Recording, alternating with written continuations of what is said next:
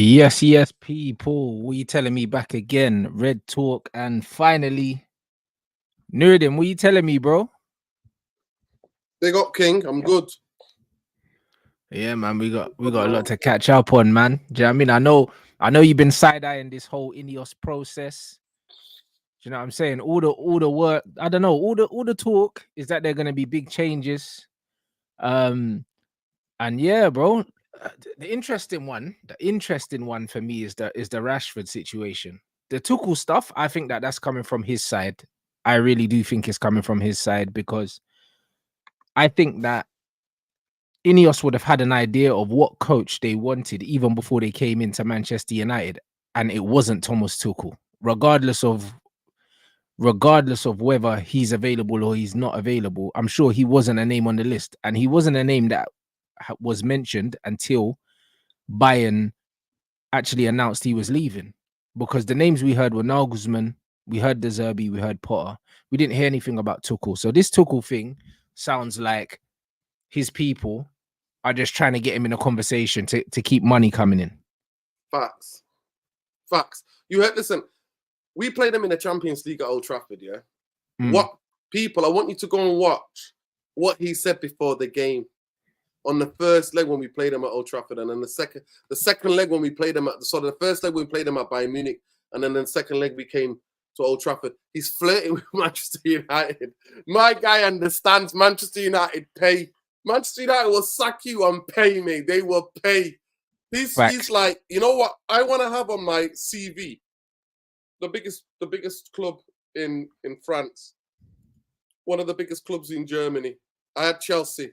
They had their heyday, you know what I mean? I told them all, Chelsea fans, I said, one day Ibrahimovic will get off and you'll be back to normal club, mate. I remember when you used to have Cas Pat behind your goal, mate. I'm that, you know what I mean? I'm that old. I remember what you were. So I'm telling you, he wants the Manchester United job.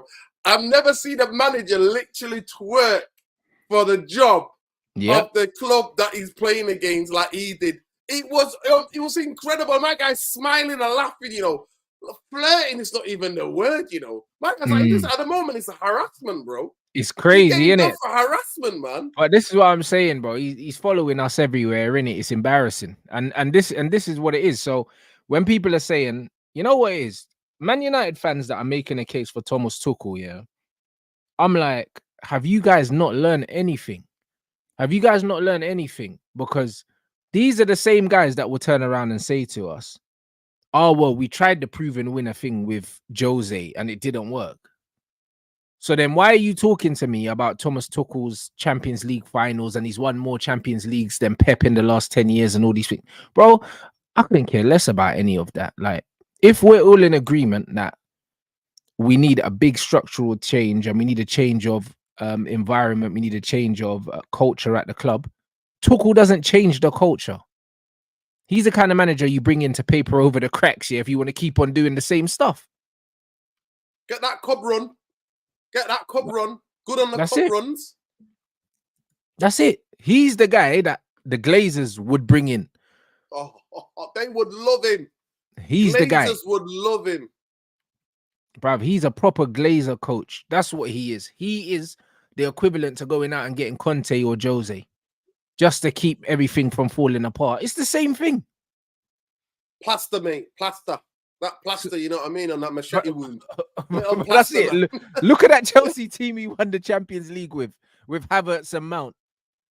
That's a Woodward. That's a Woodward masterclass, bro. That's Myrtle madness. I'm telling you. If Tuchel comes in, mate, you know what I mean? It's making no sense. Going out and getting Barada from Man City, I have no doubt that Tuchel's not on the list, innit? Let's be honest. The fact that we've heard that Man United want to play possession football, we've gone and taken two people that have worked in the structural side of Manchester City with Wilcox helping with the academy. All the big Man City ex-players that we know, from the Sanchos, the Diazes, the Palmers, Frimpong, all of these players have worked under Wilcox. So we've got him, and then we've got Barada to go and get Tuchel. Come on, man, behave. That's what I've been trying to tell the fan base. This is one-sided. I heard it from his own mouth talking about gassing up Manchester United. What a great club, big state, great stadium. iconic football club. Come on, man. This is like harassment. So to me, it don't make sense, but he's a classic Glazer. And I just told, we're on straight jacket before with Saeed. And I just said to him, he's a Conte with a master's, bro. That's what he's got. He's Conte with a master's degree, bro. That's what he is. That's what he is. Bro, look at that Mount, Werner and Havertz front three, you know. Oh, my days. This guy, if this guy comes in, Wan-Bissaka, Mount, all these guys are starting every week. This is, bro, classic Tuchel. He'll keep everyone that's here, bro. Like, you can't do a clear out with Tuchel because all these kind of players, these are exactly what he needs to scumbag games. Bruno, captain, stays captain, never gets subbed. You know what I mean? Horrendous. That clause on his contract never gets subbed. Even when you're injured, when you're limping about the football pitch, he's still there. 100%, bro. What we need to do is go and get a coach that can get the best out of the younger players and the new players that are coming in. That's what we need, because we're going to have to go backwards before we go forwards with these guys. We're going to have to spend next season clearing out the deadwood whilst also playing at a good enough level, to compete for top 4. That's what we're going to have to do. So we need to bring in a manager that's going to be able to get more out of the players that are here and also integrate the new players that are coming in whilst integrating a style of play. Facts. Because that's what we're going to be doing. We're going to be reducing the wage bill. We're going to be probably reducing the average age as well, whilst also still trying to compete for top 4, because these guys still want Champions League football. So in order to do that, you need a coach that can actually coach, bruv. Drill sergeant on the football pitch. That's it. That's what we need. Drill sergeant. So come on. That's why we're getting linked to Zerbi. Man that's come to the touchline and says to you, I need you there. I don't need you running. I don't need you leaving gaps. I need you there. And if you're not doing it, get the F off the football pitch. Get off the football pitch. And a guy in training who's telling you, I need you to stand here. I want you to pass the ball here. Right? You can't pass the way I want you to pass. Right? Get 2 coaches. You know what? You're not going home till you complete maybe an hour passing drills. Yeah. Till I get you to the standard, the levels that I want you to be at. And it's the only one guy who's been proven in the Premier League and did that. He took Brighton, who've never had European football, as far as I can remember, right? In our lifetimes, I've never seen Brighton in Europe. They haven't. Never been in the Premier League. Like, he took them to Europa League. And then this season, see, people moan about Manchester United injuries. The Zerbi injuries at Brighton. Horrendous. Horrendous, bro. And he lost his 2 best players last season. Yeah, but bro, like, the maddest thing is, these guys have lost, They lost Trossard, they lost Caicedo, they lost McAllister. Ferguson's been out injured, Matoma's been out injured, Marsh has been out injured, Estupinian was out, Gilmore was out, Fatty was out. Bro, they've lost, and they lost the goalkeeper to Chelsea as well. Bro, they've lost so many players, not replaced them, and then they've had injuries as well. And they're only 3 wins behind us in the league. 3 wins. And people want to focus on how they're losing games. But it's like, if you actually watch the Brighton games, like even the City game, the first 15 minutes of the City game, they were popping City, and then City scored. And the funny thing was, the first 15 minutes I was talking to guys, and in my chat, everyone was like, whoa, look at the way Brighton are playing. And then they end up losing the game 3-0. And then everyone's like, oh, yeah, look, they got bopped again. But it's like, but they didn't get bopped, because we watched the game and they were taking the game to Manchester City with none of these players would get even on our bench. So this guy has got these guys overperforming, massively overperforming. These guys should be a relegation team. That's where they should be. That's where they should be. They should be fighting for their lives. Yeah. Battling Nottingham Forest. Bro, and Nottingham Forest have a good squad as well. This is it. They've got an actual bench, Nottingham Forest. I've seen their bench with like a man like Origi and these guys on the bench. Yeah, you're right. They probably got a higher wage bill as well at Nottingham Forest, because they got a lot of these players that have come from bigger teams. Exactly. At the end of the day, for me, if you watch football and you understand football, you understand a coach that can actually work with some of the players that we have, that can get the best out of them. And that's what we need. We need a guy who's about training on. He's not a manager. He's not managing everything, He's the coach. His team's there. His first team responsibilities. Get the team ready for those games. That's what he's there to do. He's coaching players, improving players. Ten Hag, listen, Rants, I'm not lying to you. I came back from the Nottingham Forest game, yeah, and everybody was like, calm down, man, calm down. You're going over the top here. You're being negative. I was like, listen, Nottingham Forest at Old Trafford had 10 men. Last 15 minutes, we are playing with 11, and we're holding on for our dear lives. Against 10 men Nottingham Forest. And then a weekend goes, and then we go back for the Wolves game. And Cunha's picking up the ball from his own centre half and basically running the length of the football pitch. How? Yeah. And nothing has changed. Oh, that's been the most consistent. What's been the most consistent? We've been open. We've been open down midfield. And then I look at people like Kobe. I was there on Saturday. I swear to God, you know, Kobe, we turn man like Kobe into 800-meter runners, you know. Yeah. That's all I see Kobe when we lose the ball. I can see Kobe Mino suffering a similar fate to Jadon Sancho, yeah, if we don't get a new coach. Because the thing is, all of Kobe Mino's abilities are on the ball. And we're not playing possession football. So when you've got a player who all of his strengths are on the ball, because he's not the most explosive player, he's not got crazy engine, he's just an elegant footballer that likes to receive the ball 2 feet. And we don't play through the midfield. We play over the midfield, always. So he only wins the ball as a second ball. He never really gets the ball into his feet where he can get his head up and actually think about doing things. Everything's always reactive, winning the ball. And then he's always rushed when he receives the ball. We're not seeing the best of him at all. Do you know what I'm saying? So getting a coach, we need to be thinking that we need to have a coach that can coach with a squad that potentially is maybe a top 8 squad and get them into the Champions League. That's the kind of coach we need. That's the kind of coach we need, and coach them and improve them.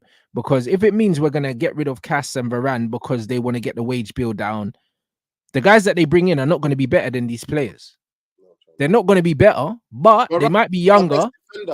Yeah, exactly. They're not going to be better than them, but they might be younger, and their best days are going to be ahead of them. So a lot of our signings, their best days are going to be ahead of them. So we need someone that's going to nurture these people. Like even Bayern was saying Tuchel is not a coach that makes players better, but we know that. Jose was the same. Conte's the same. Mate. Do you know what I'm saying? These are the guys that just get whatever they can get out of players, but they don't improve them. And we need a coach that's going to improve players. And the Zerbi does that so much that people are looking at his squad and they genuinely think it's better than it is, because he's getting so much more out of them. He had Mudryk looking like a world beater. And then them lot spent what, 80 million on Mudryk, and now he looks like an absolute flop. Now he looks like a flop. Do you know what I'm saying? Like, I think Caicedo's doing well at Chelsea, but when he was playing for Brighton, everyone was talking about how amazing he was. What's the only difference? The manager. The same thing happened with McAllister. It took him a while at Liverpool for people to actually say, you know what, he can play. At the beginning, they were questioning him. A lot of these players, like Ben White at Arsenal, Cucurella hasn't looked the same.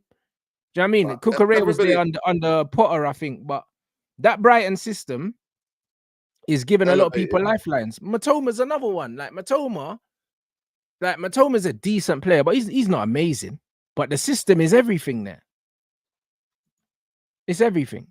The best coaches, you know, the best coaches, they look at their players as a squad. They look at because this is about first team, by the way. There's no such thing as first team now. When you're playing in one of the most competitive and physically robust leagues in the world, Premier League is that. Premier League is different flavor, mate, compared to all these other leagues. Now, I'm not saying that these other leagues don't have they don't have their advantages, or they don't have their amazing qualities about them. But the Premier League is 100 miles an hour, and it is competitive as hell. Even though Man City have turned it into a bit of a farmers league at the top of the league, but the rest of it is.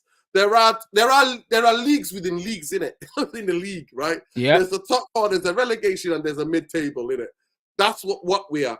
For me, when I look at De Zerbi, right, he he's got a system there, a blueprint of a system that gets the best out of players and hides the deficiencies of those players. But when those players leave and the system is not there to help them, their deficiencies get exposed. And he's the only one. And you know what? Eric Ten Hag, because he catfished me, Rants, he catfished me. I was one of the people not just you, bro. Listen, I was telling everybody, listen, this guy's coming after 6 months later, which is good football. Instead, he chased 4 trophies and tired man out and was playing players against farmers from Moldova and the Cypriot League and all this. Like, and me and Saliba at Old Trafford, we went to all the majority of the cup games. He's playing the first team, the 11, against Charlton, Reading. And I'm like, what the hell are you doing? So the best thing for me is that Zerbi has already got a blueprint that gets the best out of players who are not that great and players who are young, who are hungry and willing to learn. He's got those fundamentals. Some people might think he might not be the guy to bring us a Champions League or to bring us a league title, but he's the guy to lay down the foundations and the fundamentals for the 100%. Next 2 to 3 years. 100%. And that's exactly what he's supposed to be. That's what he's supposed to be. He's meant to be the foundation, because if we're trying to build a culture of playing a certain style of football, all the other coaches that we bring in are going to have a similar philosophy, a similar principle. But right now, he's the obvious choice. He's the very, very obvious choice. And that's what people don't get. And what I like about him as well, his biggest strength is being able to identify what players can do what. That's what he can do. So if he comes in, it's amazing, bro, because he's not going to keep players that can't do the job. He'll know straight away. He'll be like, all right, cool. We want to play this way. This player doesn't suit us. Similar to what Van Gaal did. Van Gaal came in and he said, that's why Zaha left. He said, listen, I'm playing a 3 at the back. So you either need to play in the front 2 or you need to play as a wing back. If you can't play either of those 2 positions, find another club. It's that simple, because he knows what he wants. He identifies what profiles he wants. The problem with this manager is we've got multiple different profiles of players playing in one team. It's not a cohesive team, because we've got ball players like Eriksen. If Eriksen's in a good system, he can be a ball player. Kobe. You got Kobe Mino. Do you know what I'm saying? He got rid of Donny van de Beek. Even what do you call him? Even Amrabat, I feel sorry for, because 100%. He can actually play football, bro. Like, the problem with Amrabat is, the thing is with Amrabat, he's not mobile enough to play this kamikaze football that we're trying to play. But who on is the though, ball, he's good enough. But who is no though, one, bro? No one. Who That's is? why Cassie's struggling too. I tell everybody, any midfielders in any team would struggle under this system, because this is basketballification. I played basketball maybe till 3rd year in school. Trust me, I remember how much you had to run back from under the basket, coming back out. It was just like that, up and down, up. That's what it is. I called it the basketballification of Ten Hag tactics. And nobody will look good on this. Nobody. That's how we play. We play like there's a shot clock. That's exactly how we play. Do you know what I mean? We can't wait to turn the ball over. You know, Man United have the 2nd highest amount of turnovers per 90 in the whole league. The 2nd. There's only one team more than us, and I don't know what team that is. Probably Sheffield United, if I could hazard a guess. And they're the worst team in the Premier League history, by the way. They're going down. They're official, innit? It's official now. They're gone down as the worst team in Premier League history. The amount of goals they've conceded. That's what I'm trying to say. So the amount of shots they face per game. No, it's nasty. What's this? United secure a gentleman's agreement for Šeško's thing. I wouldn't believe that, man. No, I wouldn't believe that. It's formidable strikers. Listen, Rasmus Hojlund, there's nothing formidable about the kid, man. Like, they need to stop this. Do you know what I'm saying? Formidable. Like, I'm still waiting. Formidable was Ruud van Nistelrooy, bro. Was formidable. Louis Saha was formidable, bro. Bro, Louis Saha was smashing goals for Fulham. Yeah, bro. We can't. Man can't be doing formidable. It's not formidable. It's not you know formidable. what I'm saying? He's not formidable. You have to earn that kind of praise. Big time. And I think Manchester United need to get an experienced striker. Absolutely. Guys playing week in, week out. And this is Rasmus to adapt and learn. That's what he needs. He needs coaching. He needs coaching. And if people want Rasmus to improve, he ain't improving under this regime. This regime, what have they done to him? They've absolutely. You know what they do? They hoof the ball up and go, fight like it's Ultimate Combat. Like, you know what I mean? Mortal Kombat, yo.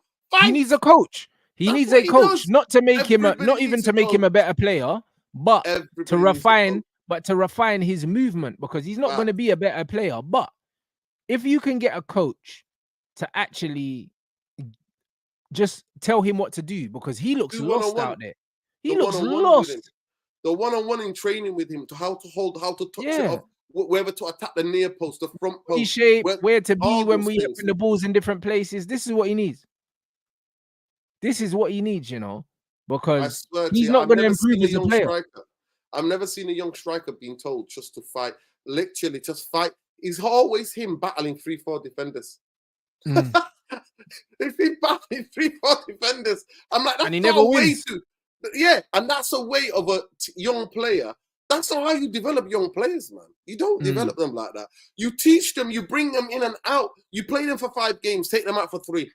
And you do bits of it. So you do the video work and then training ground work to say, look, this is what you did right. This is what you did wrong. There's a ways to do. It's not rocket science. This ain't rocket science. But then Hardy's just got man running, like turning a team into like long distance runners. Yeah, but you know what the thing is with Rasmus? It's like he overthinks everything because he's lost. The team don't have a system. At least if he had a Zerbi and Zerbi's telling him, all right, cool, this is where my strikers need to be. You need to drop into the midfield in the first phase. You need to look to receive the ball. At least he can think about that and not think about scoring goals. Do you know what I'm saying? 100%. Be a team player. Be a team player. Exactly. Think about benefiting the team. Yeah. And not feel all of that pressure. Helping the team. Because as a striker, you should always get off the pitch knowing, you know what, I did my best for the team. Like, you shouldn't feel like you stole a living, if you don't score. Do you know what I'm saying? And the thing is, if he doesn't score, which is most of the time, what can he honestly say that he gives us? At present, nothing. At present, nothing. Which is exactly why, he needs a coach to actually integrate him in the game. I'm not going to lie to you. Sometimes I feel so bad for him because, let me say something. We take him off, we sub him, and then we start crossing the ball. Yeah. But to be fair, when we do cross it, he's never in there anyway, mate. No, but I'm like, but why are we consistently crossing the ball? But then I'm like, because he's shattered from chasing the ball down. And then we do this headless chicken. All of us, honestly, he's learned from Bruno. Because people think that as young footballers, you know what? When you're that age, you're still developing. So if you've got bad examples around you, you're going to pick up on those bad examples. 100%. You know how Bruno does the headless chicken runs? He starts doing it. And I'm like, there's nobody with you. Why are you wasting your energy running when there's nobody with you to back you up? But bro, you know what it is, with the Bruno thing, and this is why I keep saying to people, Bruno is a big part of the problem structurally for us, because he leaves Kobe Mino in no man's land all the time. Like, he's always doubled up on, or sometimes tripled up on. And the same thing happened to Casemiro, because a lot of the time Bruno's the highest up the pitch pressing, and it's like he should never be up there. And I get it, people that don't understand football, that are in the crowd, it gets them off their seat because they think, oh, he's working really hard, but he's a liability. He's an absolute liability. Why are you pressing ahead of the center forward at any point? Like, that's not.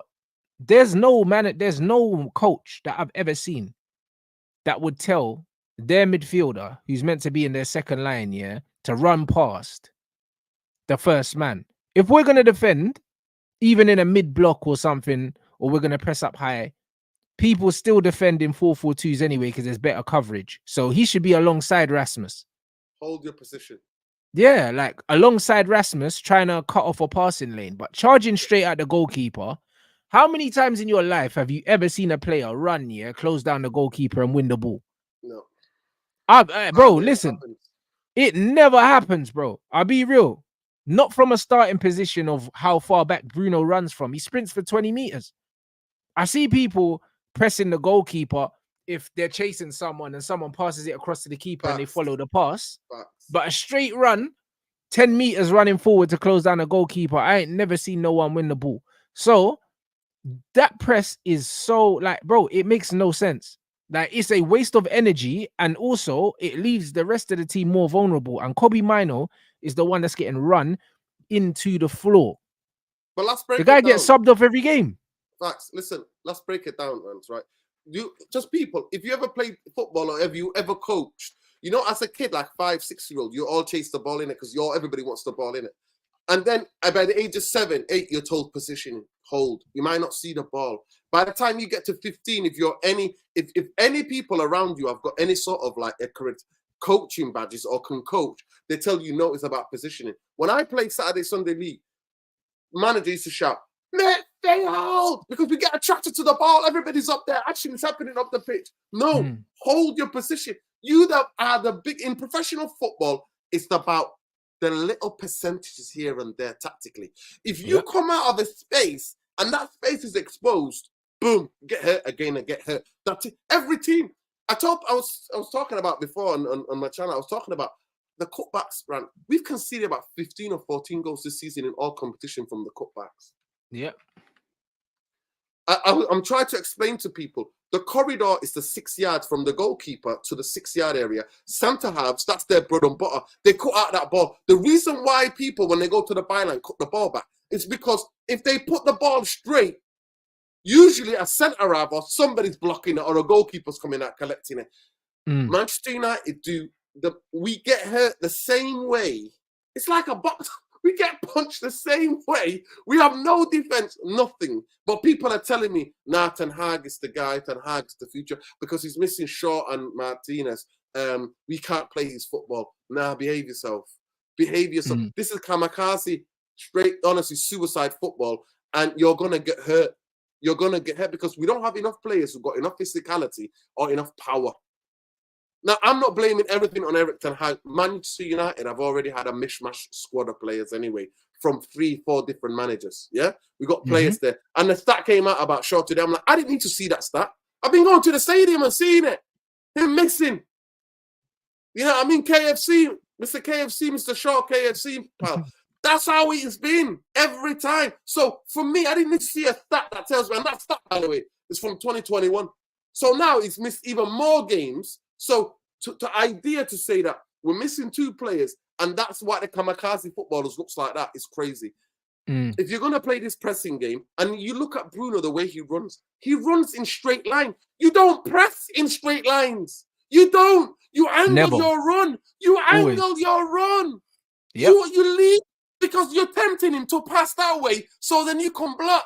Yeah, but that's the whole point of pressing. People think that pressing is to win the ball. Pressing is not to win the ball. Pressing is to force, to manipulate, is to force a mistake or manipulate where you want the ball to go. That's what you do. When you're pressing, that's it. 100%. Yeah. Where you 100%. You want to, and the whole point is you're forcing a pass in an area where one of your teammates should be blocking. So you're not the guy that's pressing the ball is not the guy that wants to win the ball. He's putting pressure on the guy on the ball to force a pass. That's why you're meant to press the stronger foot, because you want them to either go onto their weaker foot or pass backwards. You don't want a forward pass.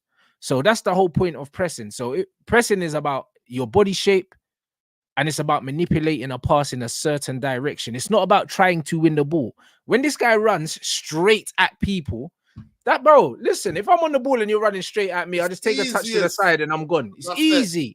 It's the easiest in football. That's why he overcommits. That's why people don't always play the teams. You overcommit. When you overcommit, you're dead. You see it in 5-a-side even. You tell the people, don't overcommit.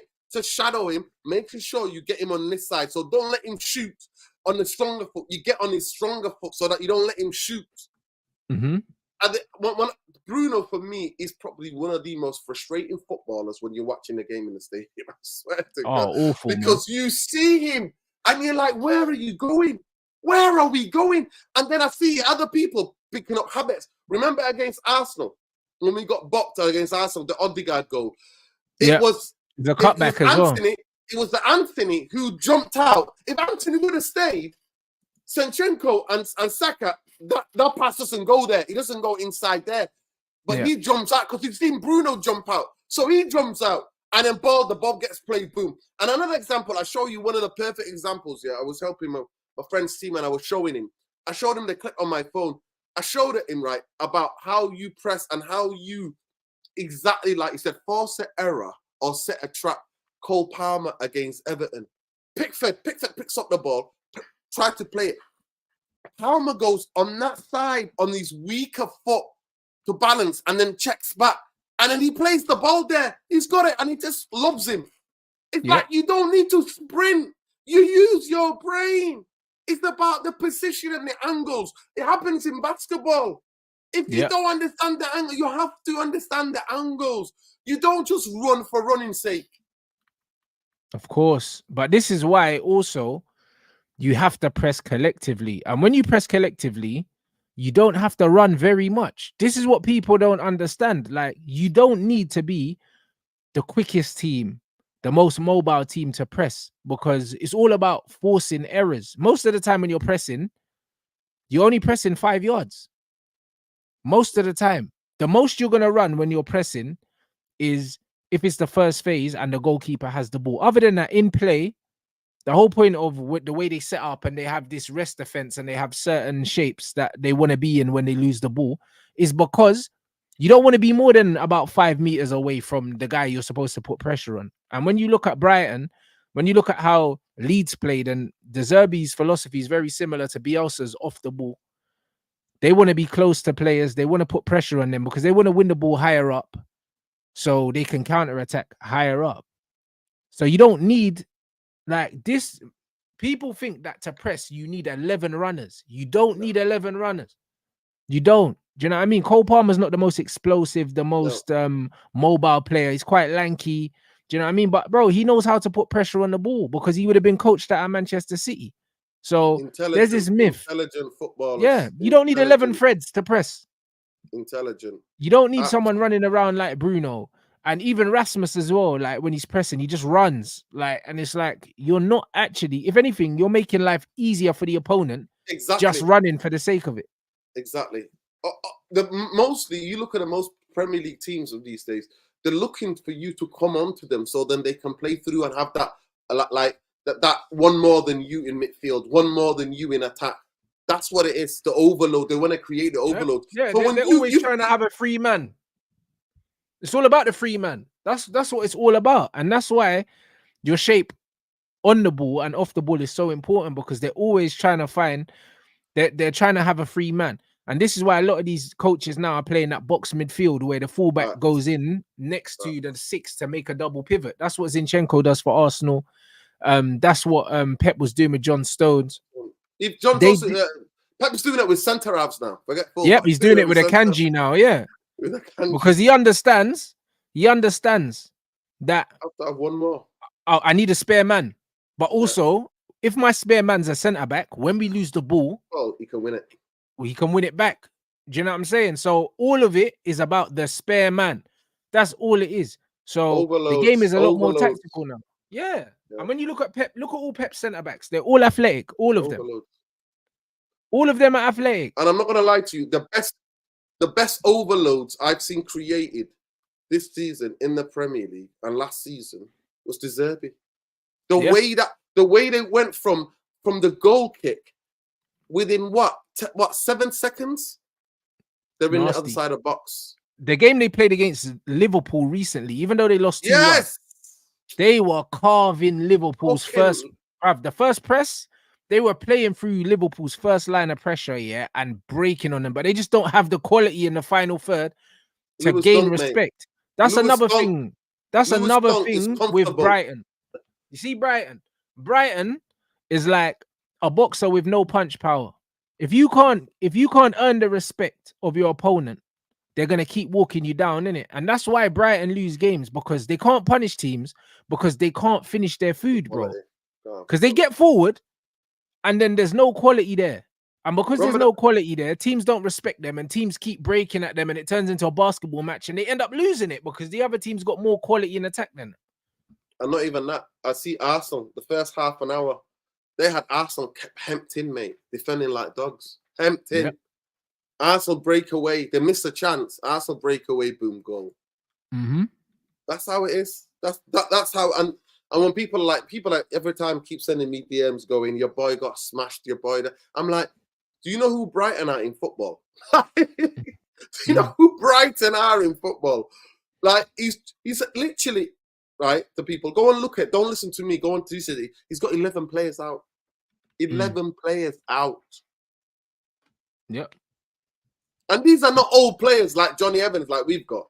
No, these are like guys who would play. And the thing about it, what I love about him, Rants, he rotates.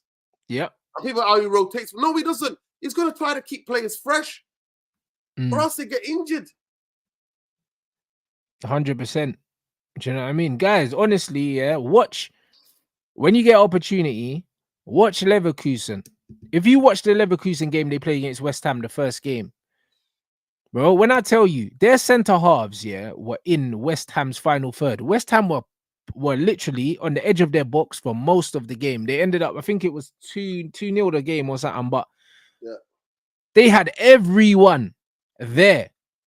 That is how you press and that is how you attack. And the reason why they had everyone that far forward was because every time they lost the ball, they won it straight back. Straight back. Do you know what I'm saying? So I always said, you know what? If West Ham could get on the ball and beat the first line of pressure, then you can get Leverkusen on a long ball over the top. But bro, these guys don't have space to breathe. You don't have space to breathe. They don't allow you, mate. You don't have space to breathe. Do you know what I'm saying? And this is the thing. You have to press as a whole team. There's no such thing as half pressing. Ralph Rangnick said it, bro. He's the professor. He said there's no such thing as half pressing. He said half pressing is like half pregnant, bro. Like, you can't be half pregnant. Half pregnant. Do you understand what I'm saying? If one person presses, everyone. That's it. Everyone presses. Full commitment. Full commitment to the way we're playing. Full commitment to the way we're playing. Or else, if you ever play five-a-side, you know that, don't you? Like, you got one of your brethren who's just lazy. He gasses out after 10, 15 minutes. You're like, yo, get off, bring the next man on, because you're exposed enough. They've got one more. They've got one more. So they have like two against one at the back. It's simple. And this idea of people walking around and that, the Zerbi will not allow this. My fucking words, people. No way. You're getting subbed. You're getting made example of. You're getting subbed. If you're not doing what he says to you, you're getting off the pitch. He's intense. He's intense. And we need it. I need an intense guy who's going to just go, this is the plan. We're not win, lose, or draw. We're not varying for it. We're not. Because we need the fundamentals. We need those fundamentals laid down. And I've said it on before. It might take 2 steps back to take 5 steps forward. Yep. Then we need to do that, because the closest we got to that was Van Gaal. And then obviously the Glazers saw an opportunity for El Clasico with Pep going to Man City and said, oh, let's get Jose. This is it for the marketing. The Jose thing was a commercial thing. It had nothing to do with the football. It had nothing to do with the football. Commercial summer, mate. Bring Jose, bring Adidas with Pogba, and then what? Can you imagine what he promised them? And the next year, the season after, they were like, "No, you're not getting those players."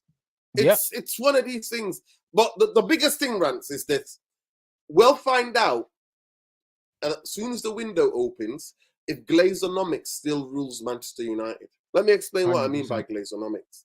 Glazonomics is this, where Manchester United sign players and it's on book value.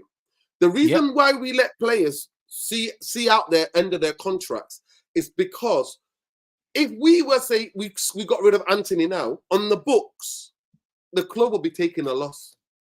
All of this INEOS hype, that is what I'm going to see. I'll be the first to come on here and go, you know what, Rants? Yo, these people are serious. Because if we were getting Zerbi, I would keep Anthony though. No, 100%. No, 100%. Because he will coach him to do the basics. Don't do too much. Do what you're good at. Retain the ball for me. Retain the ball up for me. Keep the ball up the pitch for me. Retain it. So I know that's what Anthony's good at. Anthony's you've seen the way he runs, bro. But bro, the goal that Anthony scored, bro, people were telling me, oh, Anthony ain't got no pace and that. I was like, bro, Anthony's quicker than Garnacho. I don't know why people think Anthony's got no pace. Listen, he's quicker than Garnacho, but it's just his running style. It's awkward. It doesn't look fluid. Bro, he runs, like, bro, he runs, like, looking down at his feet, like, he looks mad, like. I don't understand. But bro, he takes bare little touches, and he runs like he's running with the handbrake on. Do you know what I'm saying? It's like I called it, bro. Listen, I called it with Workhorse. Workhorse was running on a treadmill. Anthony looks like he's running on a treadmill. Nah, he does, but but bro, the goal that he scored last game, bro, he's quick, man. He got away. No, but the biggest thing about him that he can retain and he wants to fight. So he plays with intensity and his retainment is good. So at least we'll have that. And you will actually coach him where to put the balls in. You know what I mean? And tell him not to telepath. That's what I'm trying to say to you people. These are simple things that are not habits that it's easy with a bit of video work and on a bit on the training ground to do this to these players. But with Ten Hag, it's like no consequences, is there? I'm telling you, Zerbi will say to him, don't telepath your shots. Don't always go for the far. Drill it, bottom corner. You've got a left foot. You've got a left foot. You already had advantage. You've got a left foot because they don't know whether you're going to go far. Don't telepath it. When I'm at Old Trafford, I swear to you, I'm at the Stretford end. I see him telepathing. I'm like, if I can see it and I'm sitting on the stands, what do you think the defenders and the goalkeeper are doing? Because you're telepathing it. And these are things that are easy to coach out of youngish players. Older, if he was 28, 29, it'd be difficult because he's already played majority of his career like that. That's why young players, I'm a believer that it'll click. They just need a right coach, the right type of information to simplify the game, to break it down, and more importantly, to communicate it to the player. This is what I want you to do. This is what I want you to do. 100%. I think it's a mistake getting rid of him, bro. I think no. I'm just saying. No, I'm just saying. Yeah, I know. But with him in particular, especially if we're gonna get a pressing manager, he's got the energy to press. He's got the tenacity as well because he'll leave his foot in. Do you know what I'm saying? And he's got that dog in him in the sense that he'll chase a man down and he'll really buy into that kind of physical game, innit? And yeah, we need to up the physicality in our team because we're so passive. Like we're the easiest team in the league to play against. Bro, I've already we press, but there's no real conviction. Bro, I told you I coined the phrase with shadow pressers, bro. You know, like shadow boxing. Yeah, that's how it is. It's shadow. You know, shadow boxing. You're not boxing anybody. You're just shadow boxing. That's what we do. We shadow press, and the manager allows that. I'm at the game. I'm looking at the manager. I'm like, you're letting these men get away with murder. What have you done to these players that they can just walk around and like half-hearted? You know, like when you're jockeying, you're supposed to jockey, and then when you coach, when they get into a certain zone, everybody goes hard. Everybody, There's a pressing trigger. It might be a zone. It might be. There's always a trigger for the press, whether it's a back pass or a player turning their back or something. There's always triggers for you to press. Do you know what I'm saying? And we don't have any pressing triggers. We just run. You just you know how badly coached we are. Even you know what, you know when you can tell. You know what? There's the little percentages. How easy is it, Rants, to coach somebody to take a throw in properly and to actually you look at us. We lose the ball majority of times when we have throw-ins. Yeah, it's supposed to be a freebie. You don't even coach them. 3 to go. Oh, well, listen, 2 to go deep, right? 1 to come short, and somebody then go out centrally. Do you understand what I'm saying to you? So when somebody comes short, you can quickly tap to them, and then somebody's available in midfield, maybe 7 yards away. So then there we go. We got that triangle. We got 3 like that. We got that triangle. That's how the best teams throwing. We lose it. We're like, oh yeah, we're happy to lose it. And then it's like, I want to turn the Manchester into the most transitional team. Even on throw-ins, we're transitional. Exactly, but that's because we don't have zones, that players operate in. Most of these teams now, when they're coached, they have zones. And if you watch Man City train, they've got the pitch, and then they've got the lines on the pitch, and then they've got the different zones. Different shades. That's it. And you've got like Thiago Motta, all these guys, when they coach, they have their different zones. And Motta does the 2-7-2, and the 2-7-2 is horizontally instead of vertically. So you got 2 players on the wing and then 7 in that zone. Do you know what I'm saying? So it's one of them things where United don't have no zones. Everyone goes wherever they want. And that's the thing. That's why Scott McTominay plays as a centre forward. That's why he gets so many goals. He's playing the Jude Bellingham role at Man United. By the way, that's what he's doing. Got McTominay, by the way. I thought, you know what, because he took Scotland to the Euros. It was his goals that took them there. Yeah. I thought he was out for the season, but I've just heard that he's actually just overstretched. So he's not done the cruciate ligament. So happy for him. Happy for him. Like I said, I don't think he's a Manchester United standard, but I'm pleased for him because he got Scotland there and he deserved to play in the Euros. But the thing is with Scott McTominay, if you use this guy properly, he's useful, bro. This is the problem. Squad, like I can get goals out of McTominay. Yeah. Do you know what I'm saying? Bring him on. Super sub, mate. Bring him on. Bro, I'll rather play McTominay where Bruno is. Get it in the mix at least. Of course. And the thing is, if you look at how Arteta uses Kai Havertz when he uses him in midfield. He uses Havertz in midfield to run, unmarked, and get onto passes. He gets Zinchenko on that left side and he plays passes, and Havertz runs from midfield and he runs in behind. Like Scott McTominay's movement, is good enough that if he played as an advanced midfielder without Bruno, he could get himself into positions to score. He finds space in the box 100%. If you had a team that kept possession, then you're not going to need it because he'd be in the box. And you only give him the ball in the box, find him in the box. But the best thing Hazard does is that he actually works as a bit like Bobby Firmino, wins the ball. You know, centre halves, he's behind them in it, and he comes into midfield to win the ball for the team. And then Arsenal then can go. He does a very clever sort of movement. Yeah, because again, when he drops in, it creates a box again, because he'll drop in next to Ødegaard, and then you'll have Rice and Jorginho, so you'll have a box here, and then you'll have the two wide players. So he creates the overload in midfield because he becomes a midfielder. So it's 4 against 3. So it's all about spare man. 100%. Big up HOV 250 says, you Scott the same way Fellaini, Van Gaal. Yeah. Fellaini, listen, when I tell people Fellaini at Everton Gaal under Moyes was the most dangerous player in the league, factually. And even Van Gaal as well. See Van Gaal bringing out the ball with his chest. Boom, we're playing it. Think it. That all you see was Blin just chipping that ball to him. Bam. Brother, and it was so effective, man. You know, when people talk about effective, I had no problem with going long to Fellaini, because if you're going to use Fellaini, he's the guy. He's the guy. Fellaini, you know how much havoc someone like Fellaini would cause now in modern football against teams like Man City and these teams that like to press, bro. I'm going straight to Fellaini every single time. This is why teams like Brentford, when they play directly into Tony and that, they cause people problems, bro. Yeah. They won at City. They won at the Etihad. They beat them comfortably. Because that's how they play. Like, they play direct football, man. Like, and it's one of them things where in the modern game, someone like Fellaini would be an absolute cheat code. Because everyone wants to play this pretty football on the floor. I'm just floating it into Fellaini, flick it on to someone else. And the good thing about Fellaini, he could bring it down. He could bring it down under pressure. Like, take the ball down.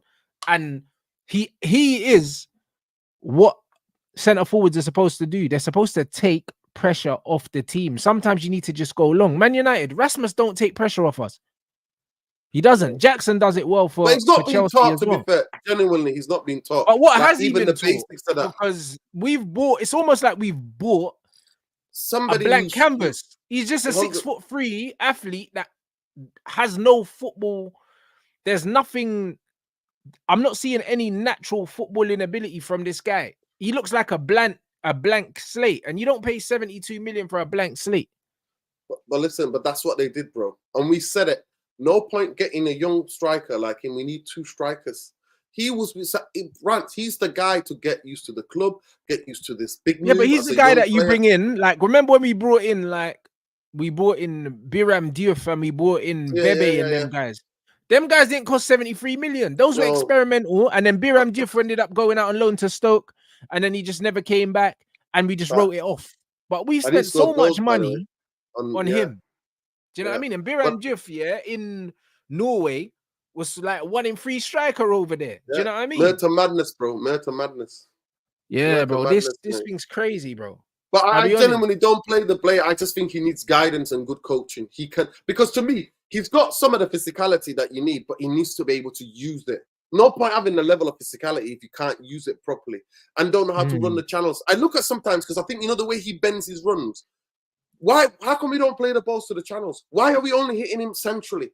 That's because of the manager. Remember when Andy Cole came to United? Andy Cole was good, but Andy Cole had to learn all the. And this Andy Cole was a little older than and more prolific than Rasmus, but still had to learn how to hold the ball. And I tell people, it's still to this day, the best quick turn I've ever seen any striker in the Premier League history is Andy Cole. When he's got somebody pinned behind him, literally spinning him. The best spinner I've seen is Andy Cole, mate. And by the way, big up to him because he's one of the most underrated footballers. I don't know why. Yeah, well, why? Because the generation that he played in, and also this myth, I think it was Glenn Hoddle saying he needs 5 chances to score a goal, bro. That said it once. Do you know what I mean? And it's stuck. There's certain things that get said about players and they get stuck. Do you know what I mean? And Andy Cole, scored all them goals without penalties as well. Do you know what I'm saying? Bro, because he was never a media darling as well. Remember what George Graham said about him when he was at Arsenal, when he went to Bristol. It's like, you know how it is, isn't it? Football media back in the day was very small. So if one or two managers badmouth you, that's it. You get written off. And to be fair, he's an anti-establishment kind of guy. Anyway, Andy Cole, he's not a guy that used to try to think, you know what, this is who I am. He used to say, look, how good I am. I show it on the week, and I don't just talk about it. When other people are there in studios gassing it up, I did this, I did that. Nah, man. No, facts. And that's what Coley was. So it's one of them ones. So that's what I mean. But Coley had raw attributes. Same with Ian Wright. He came through late, but he had raw attributes. But with Rasmus, I can't see the raw attributes. I can't see it. With Eric Ten Hag's team, you can't see anything, bro, about any player. I'm telling you. I don't know, because when Ahmad comes on, you can see that he's a cut above the rest straight away. The way he slows the game down. But bro, he is really talentedly gifted. Listen, Ahmad is like 1 in 10, bro. Like, really got the fundamentals that he can't coach. He just knows. He knows how to take the ball down. Like, he's so sure you know his technical ability. He's at City, Pep's 100%. playing him. You know that. You know Pep's playing Ahmad. Arsenal is playing. Yeah, but of course he's playing. He's playing at Arsenal. 100%. Bro, I don't think people realize how good Ahmad is. Like, if Ahmad was starting week in, week out, he'd be one of the best wide players in the league. He's that good. But you can play in multiple. That's the thing about, you can play in multiple positions. But he can't get a game at Man United, so it's not making sense, NURADIN. Like, for me to sit here, and say, yo, Ahmad's one of the best wide players in the league. Man are gonna say, oh, Rants is chatting rubbish. He can't even get a game at Man United, bro. What do you mean? I swear to you, he came on in the game, changed the game. Why do you think Anthony scored? Because of his movement. Check that goal again. Where's Ahmad? Ahmad's movement. He's such an intelligent footballer, knows where to pick up the pockets. Do you see him at times, He was going wide. Anthony was coming central. They were interchanging. But they both can do that because they have the capabilities. They have the capabilities to interchange and do that because they're both got a certain technical level. The problem is the rest of the team don't. They don't. And the thing is, you don't need 11 technicians, but what you need is you need a certain culture where players get the ball and they know where the teammate's going to be, because football needs to be automatic. Like, why are you training all week to then play freestyle football? Because this is what we play. To hold it and then think about the pass. That's the funny thing I see still, like under so many managers as well. We get the ball passed here and then you hold it, look for no, that's auto pop before you get the ball.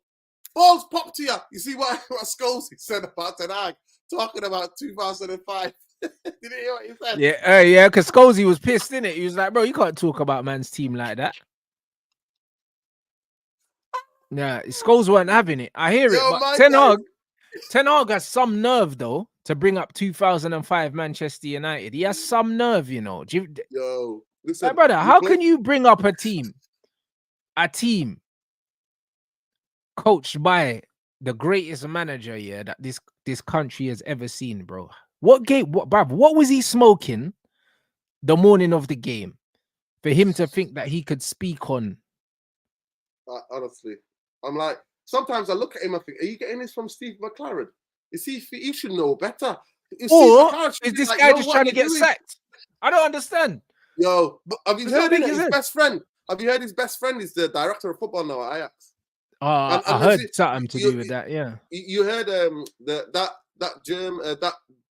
Dutch journalist, that Van der Gaart, something his name is. You know, the guy that was linking him. Yeah, I've heard of that guy. Yeah, he basically said Ajax want him back, and I'm like, yo, just go back, man, go back. You can do your thing. It's best for everyone. That's best for everybody. You tried, it hasn't worked. The club's too much of a chaos for you. But at the end of the most importantly, your football got exposed. This suicide football is not. And you know what? When I look at him, I think, are you trying to be Bielsa? But Bielsa, his team knew what they were doing when they didn't have the ball. And Bielsa, but the thing is, Bielsa's team pressed as a team, Bielsa though. We don't press as a team. Listen, Bielsa had League One level players. Guys, they were from League One, Leeds signed from League One. And he absolutely had Phillips as being this ultimate absolute runner. Bielsa was so good, that even Pep don't know how to use Calvin Phillips. And he had Calvin Phillips looking like an absolute world beater, innit? So that tells you everything. Quarterback. That tells you everything. And Bielsa was a big influence for the Zerbi as well. Remember that guy remember the right back who kept scoring wonders? He scored even when we smashed them at Old Trafford, like 30 yarders. This guy has been playing in the lower leagues, and Bielsa turned him into a world beater. It was a guy when they were in the Prem just kept scoring, bro. He was just banging in goals from everywhere. Yeah, bro. It was everywhere. The guy with the long hair or something. Luke Hojlund. No, not Luke Hojlund. The other guy. Luke Hojlund was the guy that was a defensive. He was like more of a right back. He could bang in. Hojlund had the ponytail or something. No, not one with a ponytail. The other guy.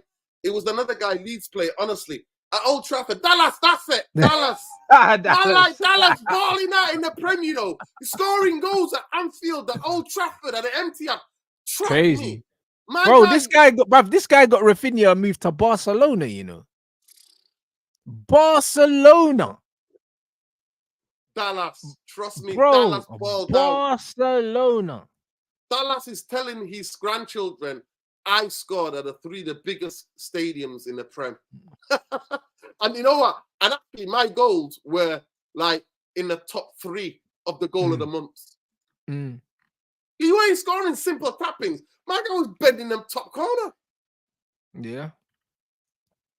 Grant, I'll tell the story. I want to tell a quick story about. The first time I ever seen live a Bielsa team was the Atletico Bilbao team. That day, I'll never forget that day. I'll never forget. I finished work. I used to work at a cultural arts center. And their fans came into the center where I was working. And they were just loud Atletico Bilbao fans just chanting, going mad. And you know what? I was thinking, I'm going to get a tram to go to the stadium. They were like, no, come walk with us, please, to tell us the way. There's about 50 of them. They were like, come with us, come. And I'm like, I'm going to the game. I'm like, yeah, please tell us. We like to walk. We like to stop. We don't like to go on public transport. We like to walk. It was a nice sunny day, actually. When I say I have, in my entire life of supporting Manchester United, I have never seen a team dominate us from minute 1 till the last minute. And that was Bielsa. I have never seen a team do what they did to us. Yeah. And that was the game Pogba was like, if I'm not starting this game, then I'm done out here.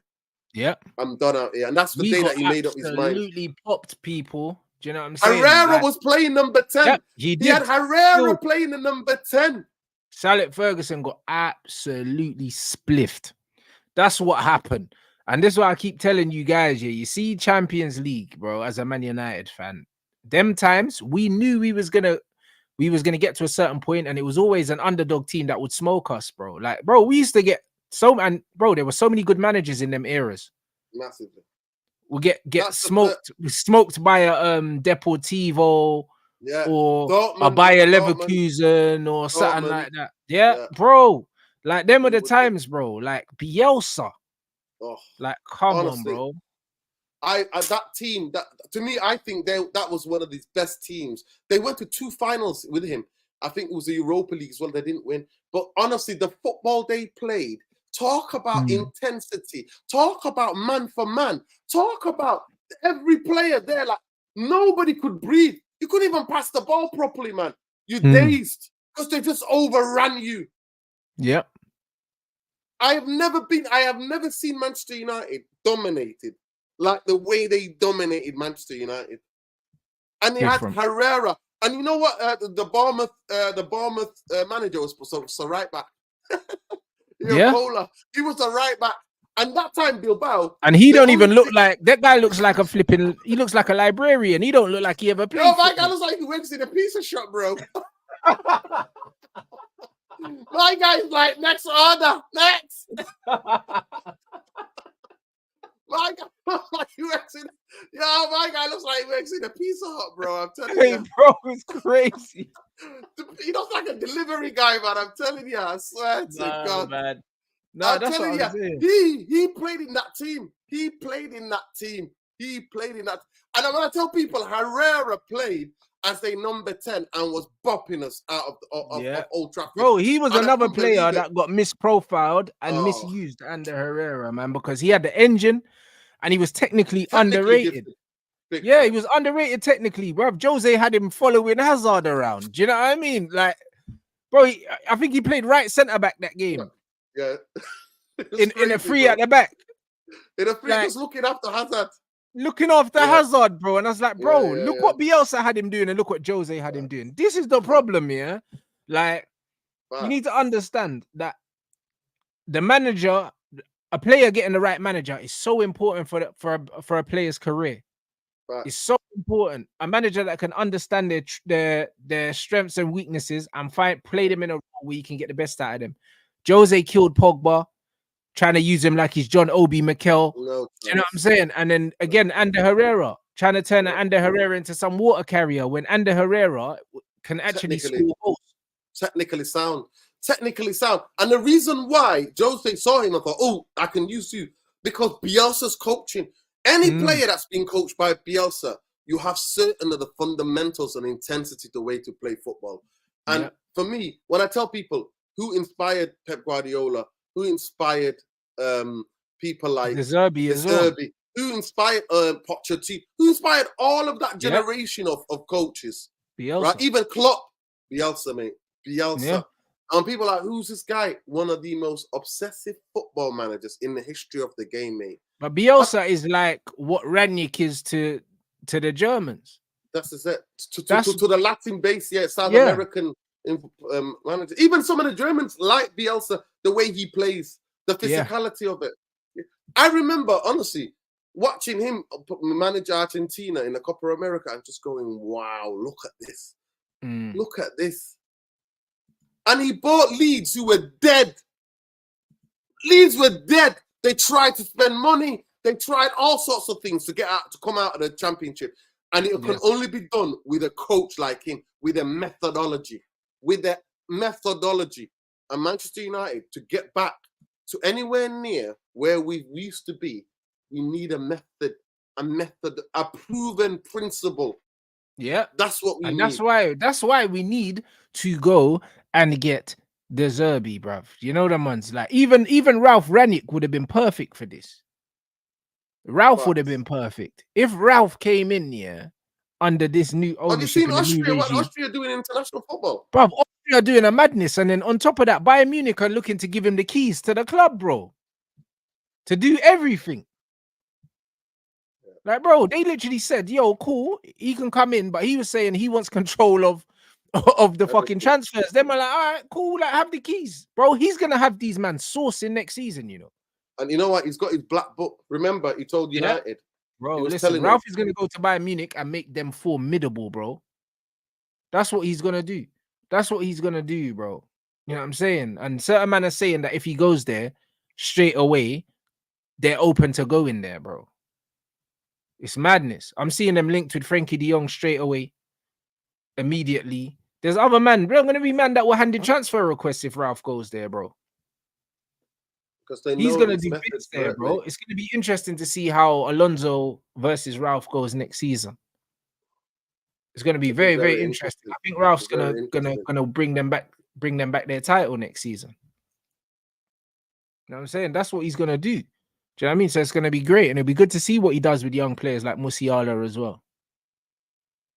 it's going to be sick because Musiala is one of them players that people don't understand how good he is. They don't understand how good he is because he's a quiet guy. He ain't really got the PR. He hasn't got all these other things. Unreal player. There's rumors about him going to Man City. He needs to stay far away from Pep Guardiola because he needs to play with a bit more freedom. Someone like 100%. someone like Jamal, man. But honestly, he needs him, man. To me, when I look at Jamal, I think, wow, he's like that. You know, the Kaka. You know how Kaka used to glide past people? Yeah, like that. You know, when they pick up the ball, just glide, like they're not there, just glide past him. Not use a lot of pace, just pure technique, pure like balance. The balance of that kid has got to weave in and out. Yeah. I'm like, he's so effortless. I'll tell you, stand here, don't move. Yeah, but that's it. But the thing is with Musiala, because he's over 6 foot, but and he's still growing as well, innit? He's still. But the thing is with him, you can tell that he wasn't always tall, innit? And then he's kind of grown. The same thing happened to Yannick as well. But like when we was at school, we was around the same height, and then the guy shot up, and he just what a player he was. Summer. Did he go to your school? Yeah. We played football together at school. But like, what a play, that guy was a Premier League, YouTube highlights. Yannick now is about 6'2", and a bit. But in school, and then one summer he just went boom. But he still maintained the footwork. But then when people are growing into the new body and that everything looks a bit exactly wongly. You get me? And that's what Musiala looks like. Do you know what I'm saying? So when he dribbles, he kind of looks like he's off balance, but he's not. Do you know what I'm saying? He's just got the only way I see him ever leaving Bayern is to go to Real Madrid to team up with his. I agree. He has to go to Real Madrid, not City, man. He needs freedom. City, man. No, he needs honestly freedom. You don't want to coach that level of talent out of him, man. That spontaneous. I think there's a danger of that happening if he goes to City. That's why I think Real Madrid is Real Madrid's the only club he should ever think about going to if he allow you. But Jude is his best friend in football, so that's the place to go and play with your friend, mate. Go and play with your friend. I don't think Jude will be there too long, though. I think Jude will be there for a couple of years, and then I think he'll come to England. To come to the Prem. But that's what I'm saying to you. We could tempt him, We could tempt him. Hey, bro, nah, bro. Let him go Liverpool, bro. It's not for me, bro. Nah. I don't want Jude at my club, man. Nah, I don't want Jude, man. You know what? To be fair, get me Rodrigo, bruv. If we're gonna go get someone from Real Madrid, man. Rodrigo's deadly, mate. Rodrigo, man. That guy scores big goals, important goals. A monster. Such an important. You see these finishes as well. Calm as you like, that he's got that Romario kind of thing about him where it's like crazy. Just cool and calm. I never see him rush it. I never see him panic. Calm. Even the one night against City the other time when he made the bro. But these men don't care, man. These guys play football like they've got all the time in the world on the ball, innit? And it looks so nonchalant, and that's what I love. Like he never looks rushed, innit? The younger generation, man, you need to go and look up Romario, man. Romario, I swear to God. Romario is the kind of guy here that will tell certain Barcelona managers, Johan Cruyff, listen, I want to go to the carnival, with my family in Brazil. If I score 2 goals before half-time, can I get on the plane? Can he just take me up? He's a mad guy. He sucked himself off. And Cruyff was like, okay, score 2 goals then. Because he's like, you don't want to do it. He bangs in 2 goals. He's like, come on. Bro, he subbed himself off, bro. I don't think people understand, bro. He had the plane booked before the game. And Cruyff said, if he scores 2 goals, he can go. The guy bagged 2 goals and subbed himself off in the first half and jumped on the plane, bro. Like, these are the kind of footballers. These are the guys, man. Like, this is what football's about. Rants, he's 48, and I was reading something the other day. Still balling out. He's registered himself, with a professional club in Brazil. Have he's still playing, bro? Have you seen him? In the Legends matches, he looks way better than everybody. Like Seedorf, he looks like he can still play now. When he sees Seedorf looks like he can still play now. He can, and bro, this Bray, like he partied, but he never drank and he never smoked. So he always looked after himself, but he just liked partying. My guy became a member, he was a politician, became a politician in Brazil. And now he's gone back to go and register. Riquelme is another player, man. Oh my God. Unreal. But this is what I'm trying to say, guys. And it's those like footballers are no longer there, though, are they? nah, because football's gone so far away from them from that now, and that's why players like Sancho, players like João Felix, in modern football, there's almost no position for these guys anymore because modern football is systematic, and these players need complete freedom. And the same thing's happened to Jack Grealish. Like giving him a position has killed his creativity as a player. It's killed his creativity because Pep's saying, "Oh, just stay in this channel on the left." When Grealish last game was floating into the middle of the pitch, and he was dangerous. Cooking. Last game, see Jack in the middle, putting his foot on the ball in the middle of the pitch and running past people. You never really see players carrying the ball in the middle of the pitch.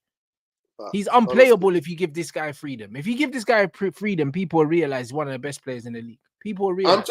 You know what? I'm hoping and praying, that these systematic coaches are just like in a cycle, and that football can come back to that spontaneity, instinctive players who just felt it and just changed the game. You know what I mean? We could all tell Del Pieros, the Baggios, you know what I mean, the Ronaldinhos. Like Ronaldinho, not if Ronaldinho was at City. That's why Pep got rid of him.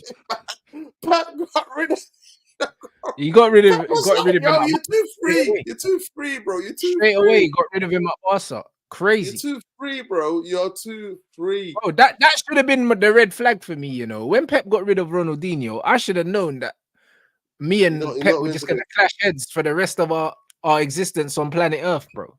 But you told Henry. Remember, he told Henry none of this about getting in the pocket, picking up. No, you stay out wide.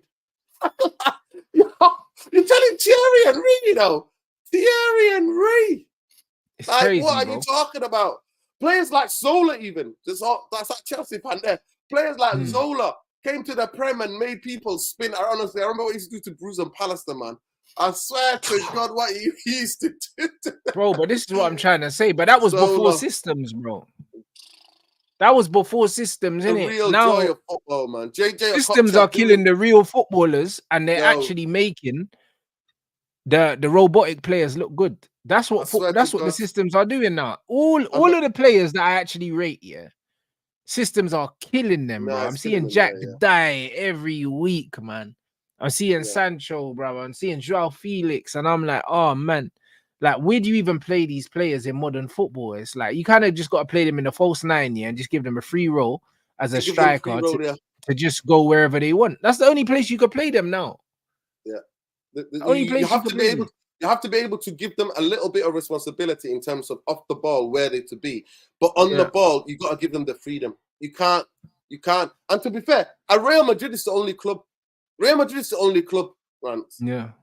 Real and Don Carlos like, listen, when we set the tactics, we say we're going to do mid to low block, we're doing a mid low block. So all of you have to work hard. But the rest of the games, rest of the time, 90% of it, you play. That's why they're flourishing, you know what I mean?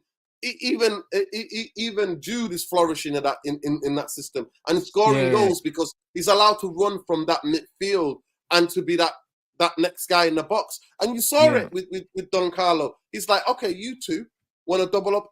Okay, we're gonna expose Walker. Walker is their biggest strength at the back. Let's double up on him. You know what I mean? One of these the position that Jude is playing in now. The position Jude is playing now is where he played Kaka in the Milan team, the exact same position. And that goal striker position, and he was just scoring stupid amounts of goals, bro. So he literally just brought back the system to get the best out of Jude, bro. Carlo is literally the last coach around right now that just lets players play, innit? That's it. He's the last one. You football. I'm just going to give you the fundamentals, but you have to do certain things when off the ball. 100%. When you lose the ball, you do it. And the level it's easier to coach like Carlo because off the ball, Real Madrid, they do drop off, so it's easier. Like they are pragmatic enough to drop off. Like they're not going to press super high up. They don't need to. And they had like at times when they got Modric and Cruz, they got older legs, but they're doing less running because they can drop off. Plus, they've got technically good enough footballers to hurt you as soon as they win and that keep ball the back. ball when they do have it instead of turning it over like United. Do you know what I'm saying? So we now need to go all the way back and build from the bottom. So when you're looking at players like Harry Maguire is older than Varane. Like if we're getting rid of Varane, we have to get rid of Harry Maguire. This is the maddest thing. Do you know what I This is mean? the Because Harry maddest thing. Maguire This is is on the big maddest money thing. This is as it. well, and he's older than Varane. So if we're gonna Yeah. get rid of Varane, we get rid of Harry Maguire as well. Then we have to bring in a And couple centre halves. Lindelof, exactly, and Lindelof. To me, I think personally Lindelof think gets kept because I think he wants to stay there. He wants to stay there. He's not on big money, and he wants to stay there. and he's younger and he's versatile as well because Lindelof can play He as can play a right right back, back, a left back, and midfielder. as To a be fair, centre. nobody's tried him in midfield. He played for Benfica. Yeah. Remember? So Lindelof, I think, is tactically flexible. Yeah, he's younger and he's not on big money. So I think Lindelof stays. Maguire can go, and we can, even if we can get like 30, 40 million, you take that. Do you know what I'm saying? Varane's gonna go on a free. Mate. England We need to bring in a couple. We need to bring in a couple centre backs. Centre backs, facts. Now, I mean, but you we've know been what? linked with a couple decent ones. I'm not rated Brave. I don't rate Brave. I don't rate this Everton dude. You know, I don't rate him, man. I think that he's got. About. I think he's got. I don't rate him. I think he's got good fundamentals. I don't think he's ready made, but do you know what it is? He's like what John Stones was supposed to be back in the day. Like Man City bought John Stones as potential, and then it took John Stones about 3-4 years for us to see why they bought him. At one point, they were talking about selling him. Yeah. Do you know what I'm saying? So making mistakes, yeah. And I think the injuries. I think they wanted to get rid of him, and the injuries saved him. Remember, the injuries saved him. That's it. With this guy, he's tall. He's good enough on the ball. You know what I'm saying? And he's not slow, innit? He's not rapid, but he's quick enough. Like, but because of his age and his profile, I think that cool. But we need another player that can come in and play. We've been linked with like Tap Soba. We've been linked with Incensio. Yeah, that guy, the Ignacio guy, and someone who's that Sporting Lisbon? Is it Sporting Lisbon? Yeah, centre up. Yeah. That kid. That Diamande or something like that. We've been linked with a few of these guys. If we bring in, like, say we do get Brantwaite and one of them centre backs, so we need to bring in 2 centre backs. Let them. I'm looking at the Spurs centre up. Yeah, the kid that they found in the Dutch league, right? We need somebody who's quick, man. We need somebody who's quick. But all the guys we've been linked with, to be fair, do have pace. Yeah, they do. Sodibo has pace. Sodibo definitely has pace. Yeah, as well. They all have pace. And that should be easy. And that should be easy because Jim owns INEOS, man. That should be easy. That should be easy, mate. It should.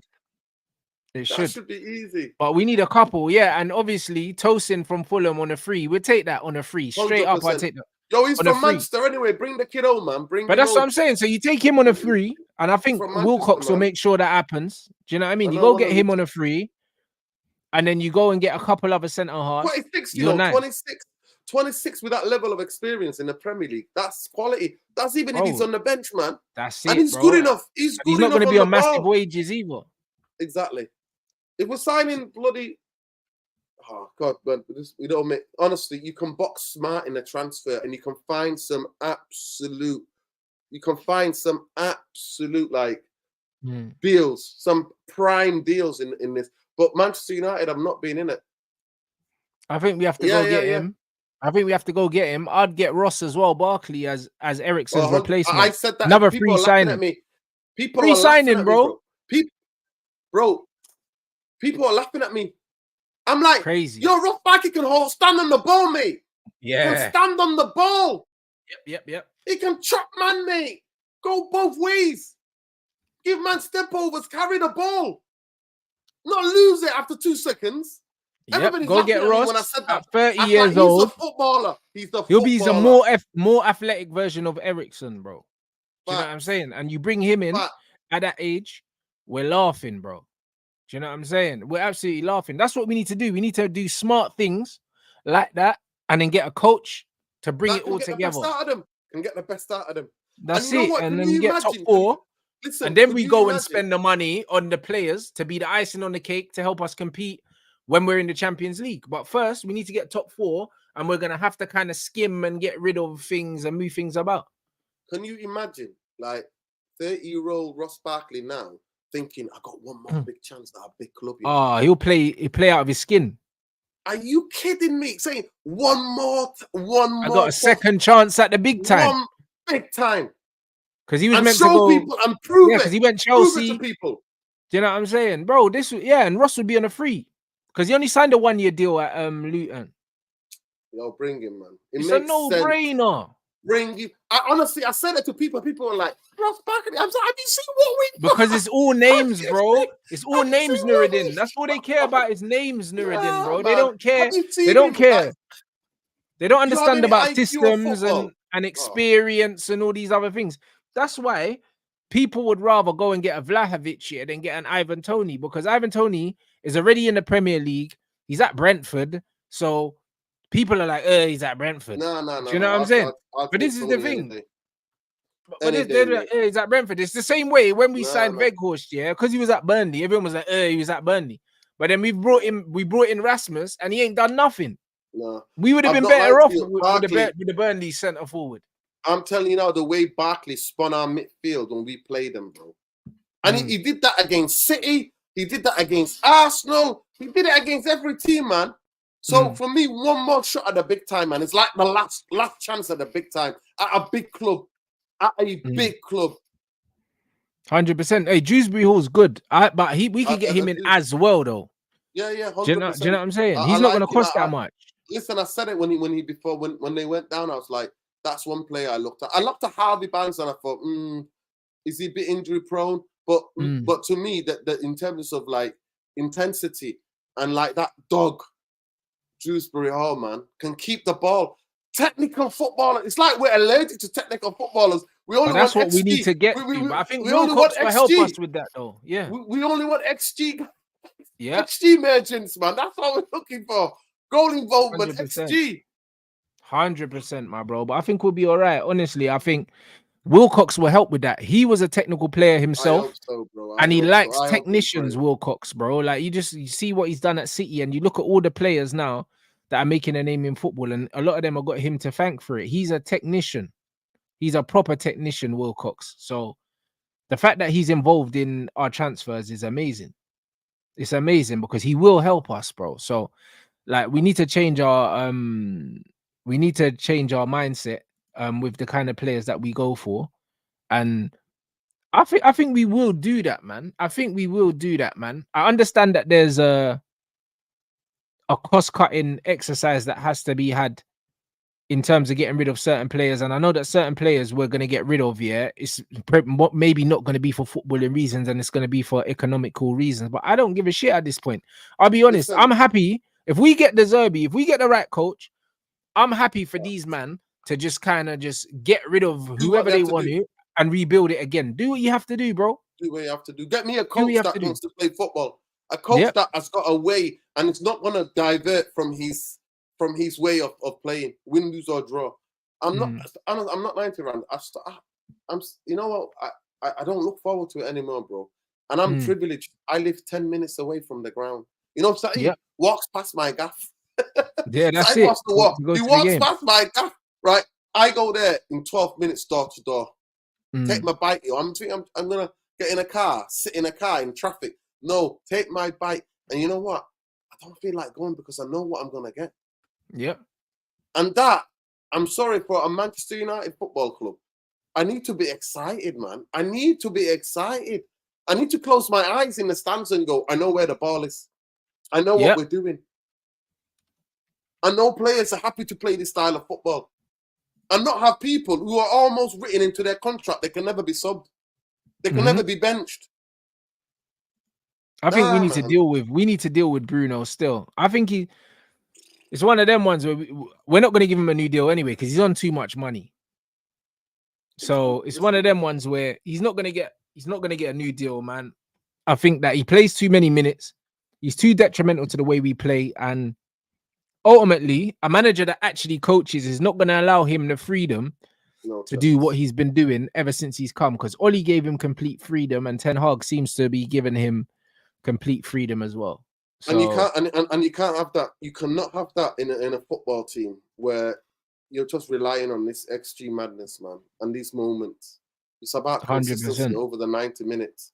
What are you doing in consistency over the 90 minutes? But for me, you know what? I'm definitely wait and see FC guy, but I'm telling you, what do you think is going to happen with Rashford anyway? Because the thing is, I just think, from what I'm gathering, I think that these men want him out, but they know that no one wants him. That's what I think, innit? Because The same thing happened with Myrtle when they said, "Oh yeah, they're gonna offer him a new role." Like, do you know what I mean? I'm starting to see the way INEOS operate, and when you see certain things in the media, it's almost like I reckon they're more than happy for Rashford to go. They just know that on the wages he's on, no one's gonna take him, so they're putting it out there saying, "Oh, we would accept offers, but we're happy for him to stay." They're kind of saying that. Do you know what I mean? They're kind of saying that to test the water to see if anyone's interested. I think, bro. But the wages are going to be a mad stumbling, bro. Well, there's only one club that can pay that level of wages and give us 70 to 80 million. Only one club. Only one club. And I genuinely, the thing is, he's homegrown, bro. Like, we can take a cut on the thing just to get him off the wages. Of course. Because he's homegrown, because it's all profit. That 80 million is profit. It actually gets us out of the FFP. We get out of FFP. We don't have to deal with FFP for the next 2 years. Because literally, why do you think we sold? How many young players we sold? We sold 50 million or nearly 60 million worth of players in the summer. Koba now by Leverkusen. Good goalkeeper. Good goalkeeper. Trust me. We should have never let Kovar go. That's what I'm saying. We had to because of FFP. We had to let go of Ghana because of FFP. We had to let some of these young midfielders go because of FFP. Because it's all profit. The only guy that we sold for a loss was Fred. But then that's why I'm like, yo, when Musa said he's concussed, man, how can you want to be a transitional team and get rid of the only player who turns over the ball successively in the last third? You got the best pressing number 8 in the league. Yeah, easily. That's not even close. And then you get not even close. And you buy Mount. You buy Mount. Oh my God. Yeah, bro, you know what? Listen, I know 100%. Whether you do it in the way that modern football have done it in terms of the analytics, where you look at like every aspect of the player, their touches, their positioning on the pitch, their injury record, their recovery record, their strength, their physicality. You look at all of that, the data can provide. And that Moneyball system that Brentford used, it brought Brentford to the Premier League, right? Liverpool used it, obviously. Brighton are now using it. With all that, but honestly, even the old school way, transfers are 50%. But the best thing the best clubs do, Rants, is that when a manager or a football instructor make a mistake, they remedy it straight away. They don't dally with it. They don't give man bigger contracts than that. They don't have them hanging around. Once that don't work, boom, they move. And look at us. So in the summer, the biggest things, Rant, I'll call you personally. I'll be like, Rants, yes, I'm taking this INEOS thing seriously. When I see that Glazonomics is no longer operational, when they're no longer signing people on the book value, where they're thinking, oh, we're gonna lose the on a spreadsheet because we are a publicly traded company. That's when I see them like, yo, Manchester United at the back, because we're then. People that need to be moved on will be moved on. Remember, they did it.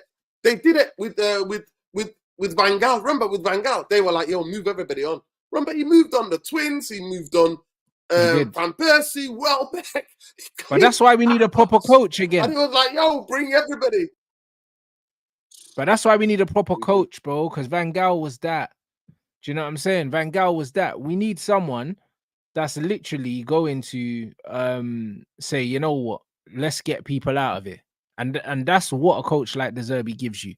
He knows exactly the profile of player he needs, and we need a Van Gaal-esque rebuild. That's exactly what we need. We need a clear out, someone that's very transparent and tells the players, listen, this is how I'm going to play. You don't suit this, you can move on. This is what we need, bro. So all these guys talking about Thomas Tuchel, man, you need to give your head a wobble, man. Like that cannot happen. Shocked. I will be absolutely shocked if Thomas Tuchel became, like I said to you, it'd be one of the biggest shocks for me if Thomas Tuchel became Manchester United manager. Trust me. Like, we're not trying to see that. He's a guy who will plaster over a double barrel shotgun wound, mate. And then he'll tell you, get me 2 players and then I'll get you in a cup run. That's what he has. Every club where he's been, that's what he does. He's decent in the cup runs. He's decent. That's all he is. But I'll be shocked to see him. I personally think Rashford Rashford needs to prove to people that he's a good player and get out of the madness of Manchester and get out of Manchester. Go and play, man. Listen, look where you are. Go and play. You got an opportunity to go and play abroad. Go and learn French, man. Then go to Italy. You know what I mean? That's what I'd be doing. If I was a footballer, are you kidding me? Yeah, but he's just too comfortable, bro. Everything about him screams comfort, bro. Man. Nah, it screams comfort. I'm going out in this world. I'm going out, mate. I'm playing in every country, man. To learn the culture. Come back. Do it. Like, look, do what Beckham did, man. Go out there. You know what I mean? Go play in the top leagues in Europe. Go and play. And prove actually that you're a good player. That in settled, like in a very kind of clubs that are very stable, that actually people can get the best out of you. You can be consistent. Go and prove it. Go and prove it. Prove to everyone and actually improve as a player. Go and improve as a player. Live somewhere else. Get out of your comfort zone. Challenge yourself. Challenge yourself. And genuinely, because to me, I almost kind of think we also fall into it as a fan base because we're frustrated because of the ownership and the way that we've been run for the past 12 years. Is that we think one player is all of the problem or one person is all of the problem. No, there are multiple facets. I think Eric Ten Hag, I blame him for the in-game management. I blame him for the tactics. I blame him for the lack of coaching and a lack of clarity that I see. I blame him that every time Manchester United play from game 1 of the season till now, that there is massive holes in our midfield, gaps everywhere galore. He's turning everybody into like 800-meter runners with this 3-6-1. Like, I am sick of that. But I don't blame him for everything that's been going on all wrong with the football club. But I blame him for what I see on the pitch. That comes from him. He's responsible for that. And he's responsible 110%. For Bruno running like a headless chicken. I blame you for that. I never once see him shouting at a play, you know. Rant. I swear to God, you know the camera when you watch it. I don't see it in the stadium. I don't see him calling somebody else going. I never see him doing that. Never see him doing that. Nah, and there you go. What you got? He just watches the chaos. He just watches the chaos. I see Salah and like Klopp getting into it. These guys have won big trophies together, but still both of them passionate. Nah, mate, you're not dropping me. And Klopp's like, I need the hug. Mr. Norbert, it's like, give me a hug. Yeah, and he's like, nah, fuck that, bro. Like, we're not cool, innit? Like, I should be playing. I hear it. That was a circus, man. Rants, you know I mean? I'm glad to these, I'm enjoying watching Liverpool implode, though. Listen, explain to these guys what Fergie used to do. Fergie used to jump out of his seat and run down the touchline and give it some, you know, anytime the ball went out, if you did not do what he said, if he did not like Fergie, I swear to God, all you have to do is go on YouTube at Fergie running onto that touchline, telling people, what the hell are you doing? Facts. Fergie was that clever, to shout out Nani. He used to shout at, because if he shouted at Nani, his confidence will go. He would shout at Wayne Rooney and Ryan shout at Rooney instead. And Giggs. Bruv. That's the levels. And you know what? Forgetting that Fergie had us balling out against Man City at the Charity Shield with Welbeck, with Cleverly, with these guys. Like balling out, one-touch football, moving, passing. But that's because he had even though the players weren't that good, he knew how to instill confidence in these players and maximize them. Do you know what I'm saying? And this is what good coaches do. Good coaches tell their players, you know what? This is how we're playing. If you make a mistake, it's my fault. That's what it is, bro. They take all the pressure off the players. And that's what we need. Confidence. And they give Fergie was the best sports psychologist I've ever seen, ever in any sport. In sport, Fergie turned Darren Gibson and these guys to win a league, bro. When I tell people Darren Gibson and these guys, my guys now, what is he, a pub landlord somewhere or something? I mean,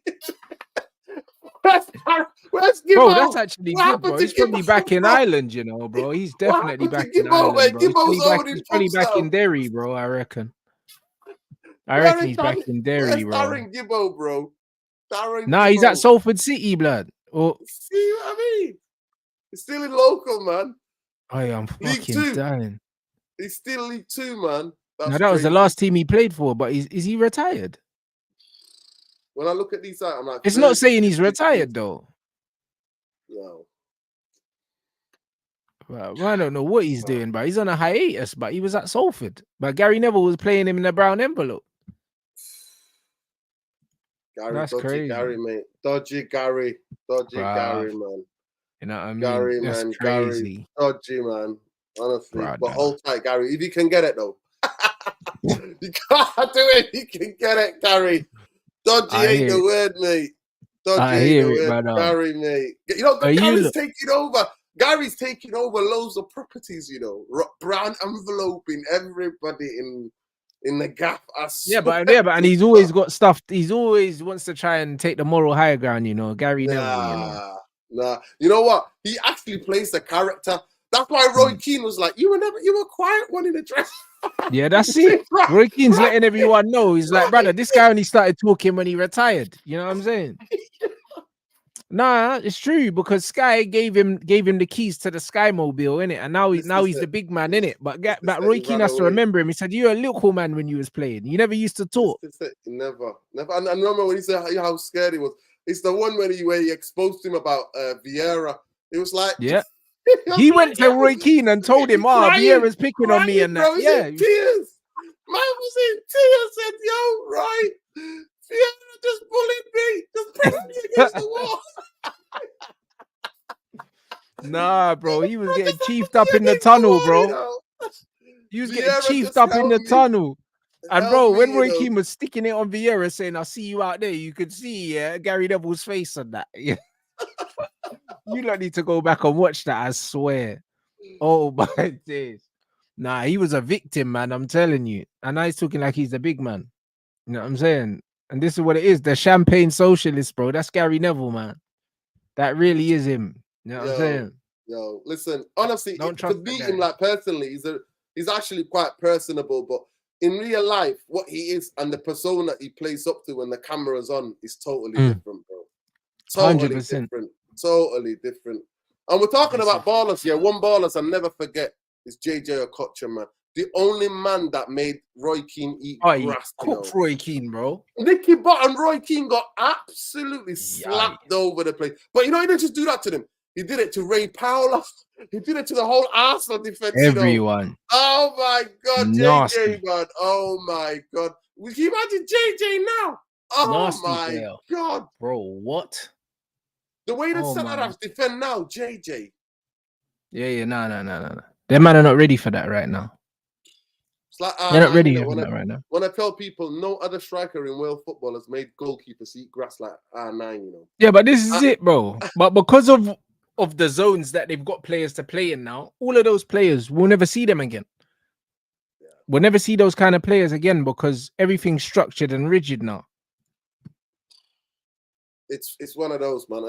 I just hope that football comes back in a cycle because I'm like, nah, these systems, man, they look good as a team. They get the best out of the team. But like you said, even those days, you had special footballers that made you get up and want to go play football. You know, made you want to come out of the stadium just going, did you see that? Did you see that? You know what I mean? I remember when Cristiano came and when he's doing his step up, people are like, he's going nowhere. And I'm like, give him a year or two. Yeah. Give him a year or two, man. Let's see. The chops. I don't even see even wingers doing the chops anymore, you know. There's nothing, bro. They just turn and pass it back, bro. That's it. You know what I'm saying? This is what we got now, so. And you know the level of standard. Like when I tell people Nani will look world class in this team right now. Oh, easy. I swear to God, Nani would. He'll be the best wide player in the league, yeah. In this era, bro. Like he'll be unplayable. Man will be looking left foot, right foot, you know, 30 yards, pick your spot, pick your corner, mate. Pick where you want him to put it. Pick where you want him to put it. And people are like, crazy. Oh, he doesn't know. Nani was special, man. It's just that Cristiano was just this something else. There you go. Era. But at the time, we never looked at him like he was special because the standards were so high at Man United. We looked at it like, yeah, these are the kind of players we deserve. This is it. And that was it. And bro, that's why I always, to me, bro, I will not let my standards drop. I understand where we are right now, but I understand where football still sees us. And I have to look at us the way that football looks at us, bro. And we're still a massive club, innit? And we need to make sure that we don't let the standards drop. But We we've don't been let the shit for standards 12 drop. years, yeah. But we're still headline news, bro. Exactly. Everywhere in point. this world. That's what we're headline news, bro. We're headline news. 12 years, we got two League Cups, 1 Europa League and an FA Cup. Yeah, it's not enough. That's where we are. And the fan base still strong, still globally, still everybody eyes on Manchester United. Facts. That's it. Still, City won a treble. I'm telling you now, no way would you even know that they won a treble last season. But that's it. But this is what I'm saying, bro. This is what I'm saying, because we are massive, innit? And it's one of them ones where what we have, you can't buy, innit? Yeah. You can't buy that. And that's Well, what like it is. what they call the new, you know, that baseball cap? Was it the New York Knicks? The Yankees, yeah. The Yankees. That's what we are, innit? That's what we are. And that's what I mean. And that's why we deserve to play good football as well. And that's the only thing I'm asking for right now. And the thing that I'm not asking, and I genuinely don't think in the next 3 years, we're not going to be challenging for a league unless some madness happens. And if we're playing great football, I don't give a shit. I'll be real. But that's what I'm saying. You know what? We're similar generation in like we've seen United win everything in our lifetime. Yep. Every trophy there is, we've seen it. We've been to the parades. We've seen it. We've actually been to the stadium, watched it. You know what I mean? I'll never forget. I didn't sleep that night, 2008-9. I didn't sleep, man. Partied all night. You know what I mean? Treble partied. You know what I mean? I just want to see my team, popping teams off the park, That's what That's all I want to see. Do you think I want to come on?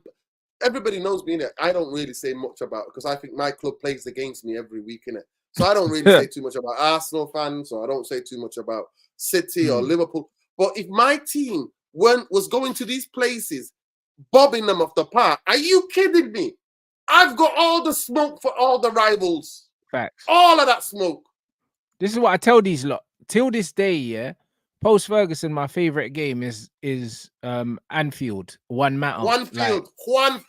Bro, that's my favorite game. That was the best feeling. Going to the ops, and absolutely smoking them. It wasn't just the result. We played them off the triangle, mate. I swear to God, we triangled them. But nasty. One touch football. Every part, even the ball was in our, right up of the right back there. Bam. There we go. 3 combination.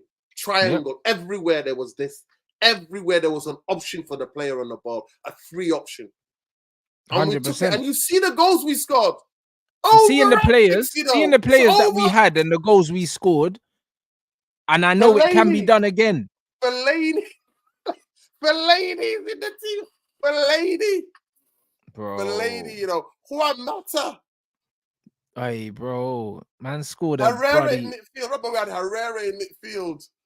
Steven Gerrard got so frustrated we were bobbing them. He went and thought, you know what? I can't get the ball of these. I might as well get an early bath.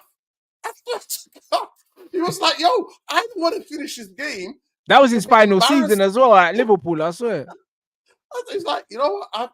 I'll go and take an early bath because I'm getting embarrassed here because we ain't getting the ball.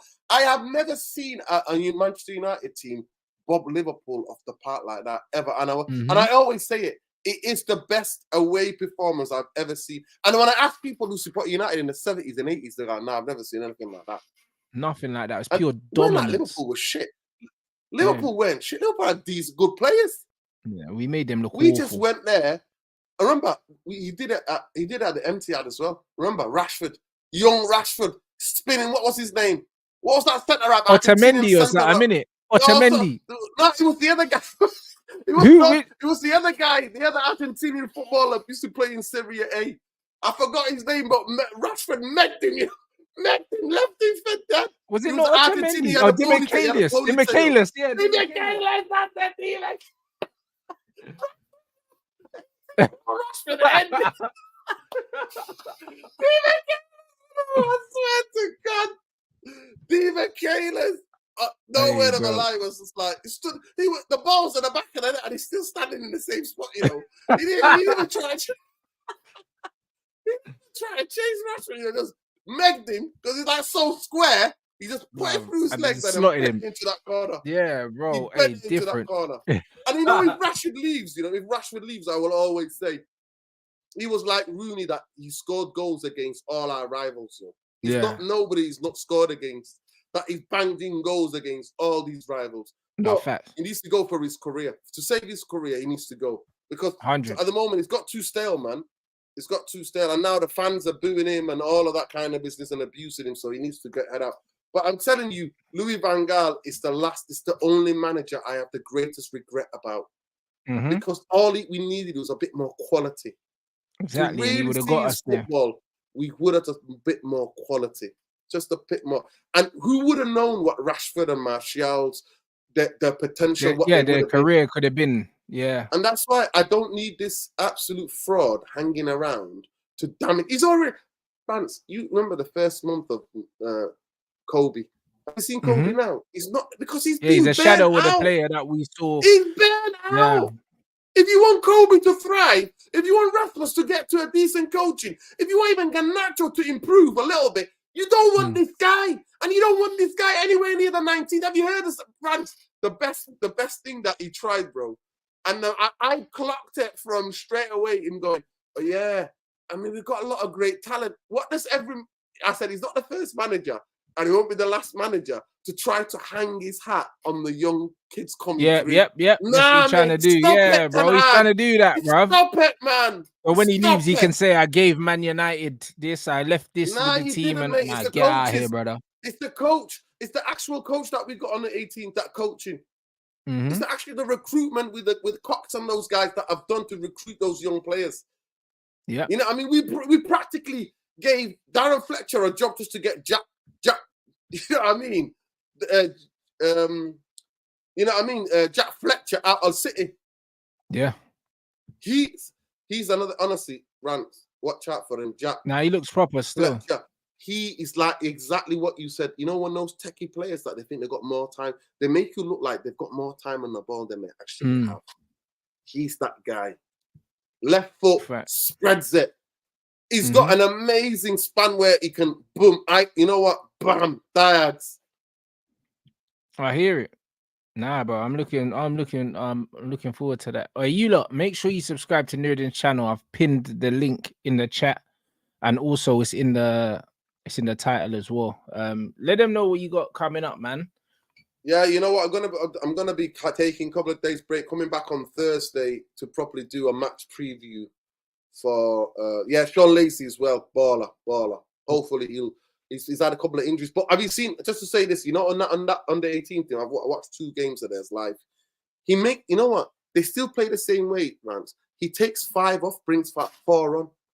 You know what I mean? Takes 4 off, but they still play the same way. They're still banging goals. It's not just the first 11. It's the system which they play in. But yeah, you can find me United Real Therapy, that guy, Red Devil, on Twitter.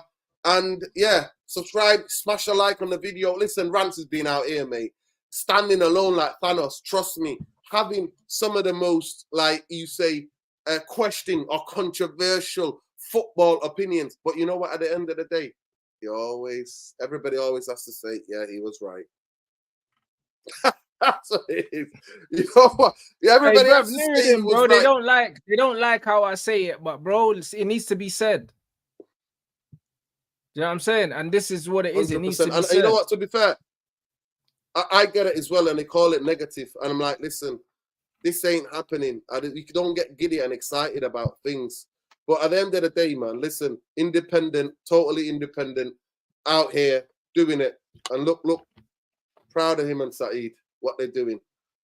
You know what I mean? So subscribe to the channel, man. Support the people, man.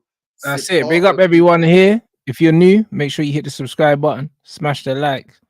Make sure you subscribe to NURADIN's channel. I'm seeing you lot in the chat saying that you're subscribing now. So big up. And yeah, we'll see you guys again.